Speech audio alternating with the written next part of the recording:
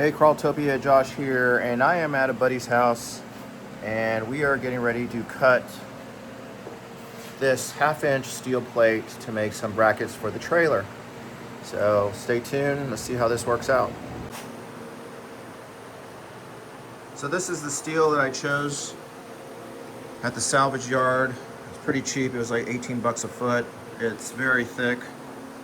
It's a half-inch steel. So the idea is to cut the hub lug patterns in it, and then I can cut it and then weld it to make these brackets. It is extremely heavy, so we have this CNC table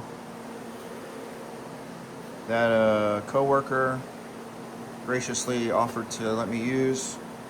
So the idea is to cut this up and then I can weld up some brackets.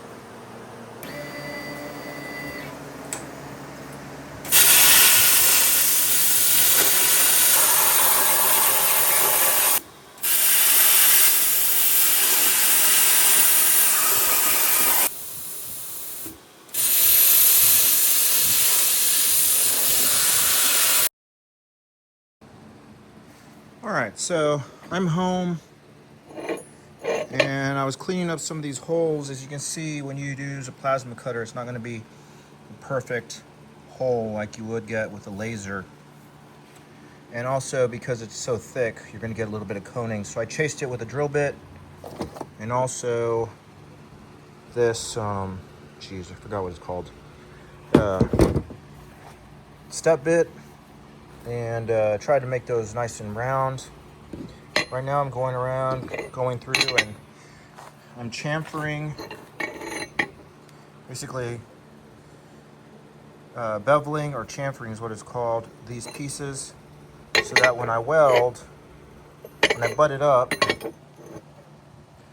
it creates like a little gap where I can get more weld in there and more penetration and heat.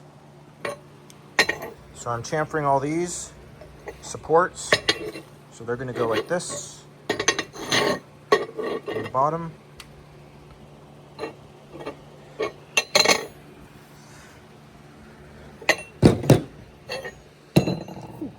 Hot. So that's where I'm at. Next step is to actually put it on the trailer, make sure everything works. Then I will probably end up still having to cut this, and I do need to cut the plates that screw into the trailer bed, which I haven't got to yet. All right, so I've gotten the base plate welded on to this main hub plate, and these little side gussets tacked on, and this thing is pretty freaking heavy, this bracket, so I think it's gonna be good. One thing I am gonna do is grind a trench at the bottom of this main plate and weld on underneath too. Although I don't know if I really need to, because the weight is on here, it's held on. Like, it would stay on here without this other stuff. But peace of mind's nice. And once I weld all this on, it's gonna be pretty freaking strong. All right, I got a mess over here, different tools, different things I've been using all day. But here's the final product. And finished most of it. I ran out of welding gas. I didn't get a little bit here, which I'll come back and do. But it comes off pretty easy. I'm putting 2 bolts in, but I think I'm going to put a third right here. That should be plenty strong enough for this light camper. This is a 1/2-inch thick steel, so I'm pretty confident it's going to hold up. And I have a lot of weld on pretty much every corner, every side. They're all chamfered. So we got so far. Let's get a wide angle here. Excuse the mess.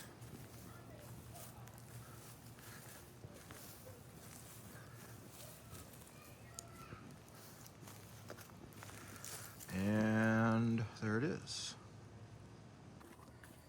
All right, here's the finished bracket I created. It's got 3 9/16 grade 8 bolts going through the steel. This thing is 1/2 inch thick, and I have these lug nuts torqued to 100 foot-pounds. Got that on both sides. So now, as the trailer is going down the road, it should just think it's on the tires and should just kind of go up and down. So the next upgrade will be to put like a piece of tubing or square tubing with a hitch ball, so I can just hitch that in and I wouldn't even have to use these straps. Not saying I wouldn't, it's just nice to know, you know, have a little extra sense of security. So I'll probably put a piece of tube from here straight up into a ball, hitch ball here, and then when I load it, just lock it in place, and that'll be nice and easy. All right, so I decided to make a piece that welds to the trailer, and I can hook up the ball, the tongue and the ball on to help just secure it. I mean, obviously I'm going to use straps because that's always just a good measure, but this way I can just hook up the ball. This welds to the trailer, and it's just that much more secure. So I bought this hitch ball, I had this tube, welded it on there pretty easy, and now I'm going to weld this on there and then weld that over there. All right, so I was able to create this bracket, weld it onto the trailer, and now I'm able to secure it onto this ball while it's on here. I'm still going to use the straps just because that's just smart, but now I have this nice bracket that's welded on, so the trailer shouldn't go anywhere.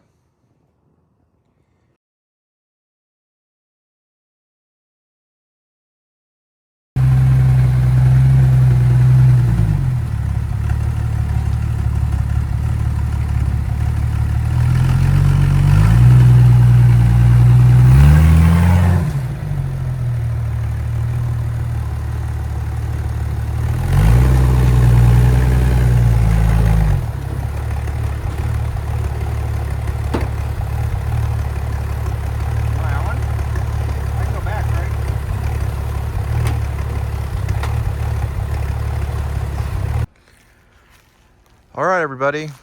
First test, see how the buggy sits on the new trailer. Pretty perfect fit. Could probably go up just a little bit more. We did want enough room to be able to get in and out without having to remove the buggy. So that works out pretty well.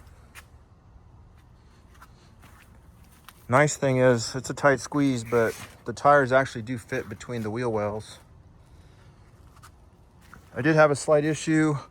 One of my sensors came unplugged, a vacuum line, and I was about to freak out because we are leaving in a week for Sand Hollow. So tires fit pretty good.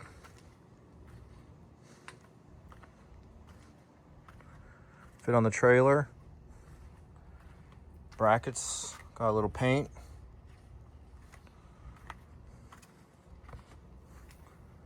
And I also have the new bracket here.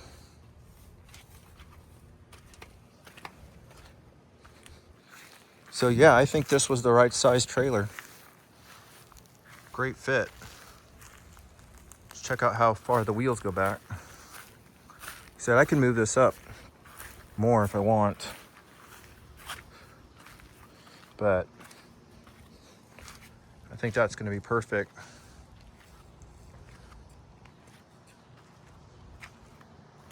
But all in all, we're really happy.